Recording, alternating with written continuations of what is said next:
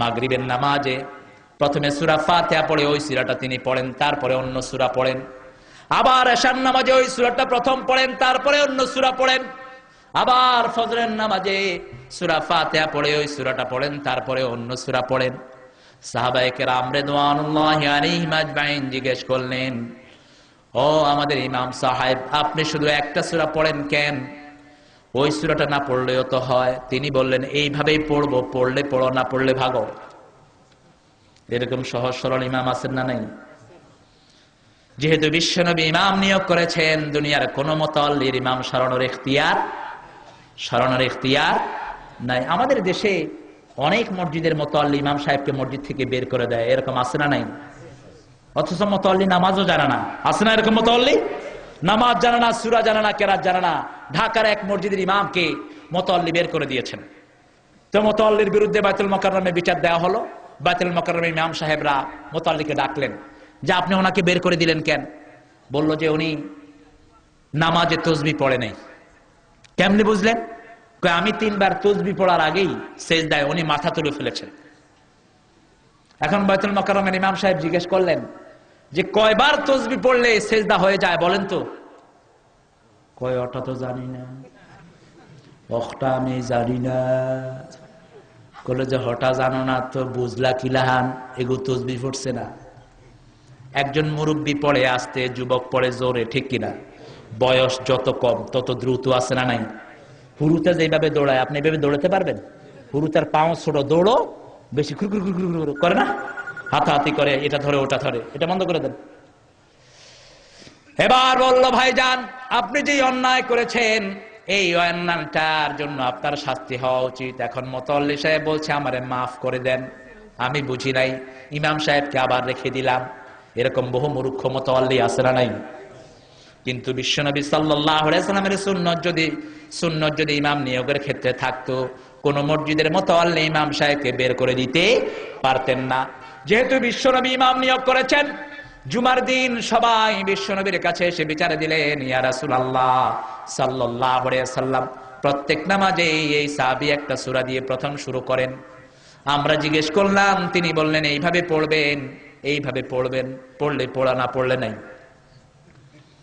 আপনি জিজ্ঞেস করেন, বিশ্বনবী সাল্লাল্লাহু আলাইহি সাল্লাম ডাকলেন, বলছেন আপনি সব নামাজে সূরা ফাতিহা পড়ে একটা সূরা নাকি পড়েন, কেন পড়েন? আপনি কি মনে করেন এই সূরাটি যথেষ্ট নয়? সাহাবী রাদিয়াল্লাহু আনহু উত্তর দিচ্ছেন, ইয়া রাসূলুল্লাহ সাল্লাল্লাহু আলাইহি সাল্লাম, আমি চাই একটা সূরার আমল দিয়ে যেন আমার আল্লাহ আমাকে ভালোবাসে। আমি আমার আল্লাহর ভালোবাসা অর্জন করতে চাই। সেই জন্য নামাজের ভিতরে বাহিরে উঠতে বসতে চলতে ফিরতে সব সময় আমি পড়ি কুল হুয়াল্লাহু আহাদ আল্লাহুস সামাদ লাম ইয়ালিদ ওয়া লাম ইউলাদ ওয়া লাম ইয়াকুল লাহু কুফুয়ান আহাদ। বিশ্বনবী সাল্লাল্লাহু আলাইহি ওয়াসাল্লাম উত্তর দেওয়ার আগে আল্লাহ রাব্বুল আলামিন জিবরাইল আমিনকে পাঠিয়ে দিয়েছেন, ও জিবরাইল যাও আমার প্রিয় হাবিবকে বলে দাও আমি আল্লাহ নিজে এই সাহাবীকে ভালোবাসি। ছোট্ট একটা সূরা, এই সূরাতুল ইখলাস সবার পেটে আছে না নাই? আরো জোরে বলেন, আছে না নাই? আমরা মনে করি যে এগুলো ছোট্ট সূরা, এগুলো দিয়ে কি করা যায়?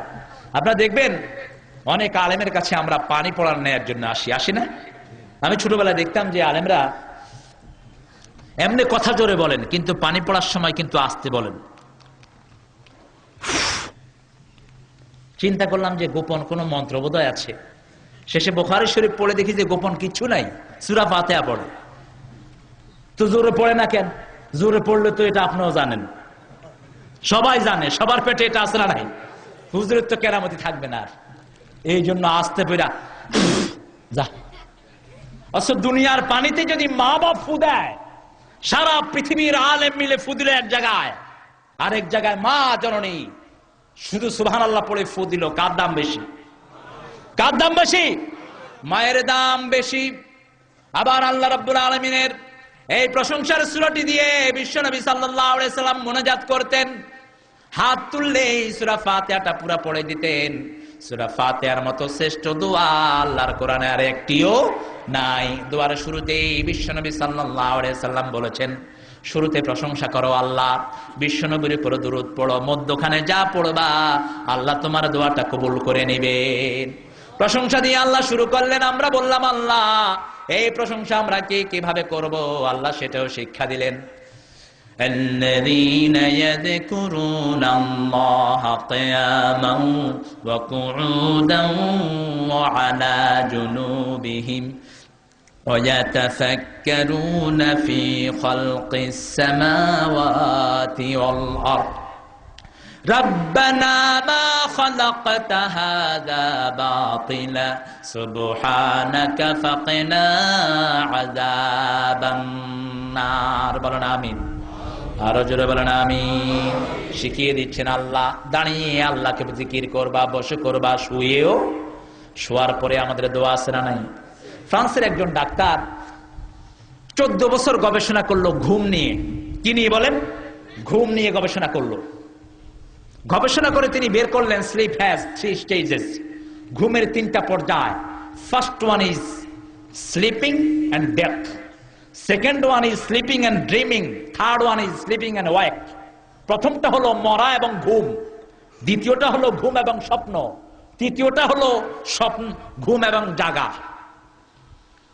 14 বছর গবেষণা করে তিনি যখন বিশ্বনবী সাল্লাল্লাহু আলাইহি সাল্লামের হাদিস খুললেন, তিনি দেখলেন 1450 বছর আগে বিশ্বনবী এই গবেষণার রেজাল্ট বলে দিয়েছেন। ঘুমের শুরুই হয়েছে মরা দিয়ে। কি দিয়ে বলেন? আল্লাহুম্মা বিইসমিকা আমুতু ওয়া আহইয়া। 14 বছর গবেষণা করে সে যেটা বের করলো সেটা 1400 বছর আগে বলে দিয়েছেন মুহাম্মদুর রাসূলুল্লাহ সাল্লাল্লাহু আলাইহি ওয়াসাল্লাম।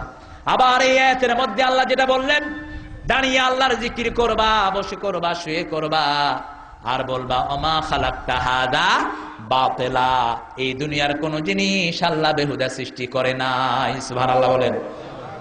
লন্ডন হসপিটালে গিয়ে দেখি এবার জোক আছে না, জোক, জোক কয় তো রক্ত খায়, কি কয়? নাম কিটা? জোক। জোক, এই জোক অ্যাকোরিয়ামের ভিতরে দেখি যে জোক।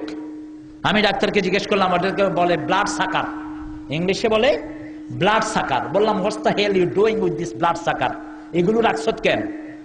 কয় এগুলো রাখছি কেন, এদিকে আসেন। রক্ত আমাদের দেশে রক্ত পরীক্ষার জন্য ইনজেকশন দিয়ে শরীরের রক্ত টানা হয়, ঠিক কিনা বলেন? ডাক্তার বললেন আমরা পরীক্ষা করে দেখলাম যখন সিরিঞ্জ ঢোকানো হয় রক্তের সাথে রক্তের শ্বেতকণিকা গুলো বেরিয়ে আসে, আর শ্বেতকণিকা বেশি বেরিয়ে গেলে লোকটা মারাও যেতে পারে। কিন্তু এই যোগ যদি বসিয়ে দেই, যোগ শ্বেতকণিকা একটুও টানে না, যোগ শুধু রক্তগুলো টেনে নিয়ে আসে।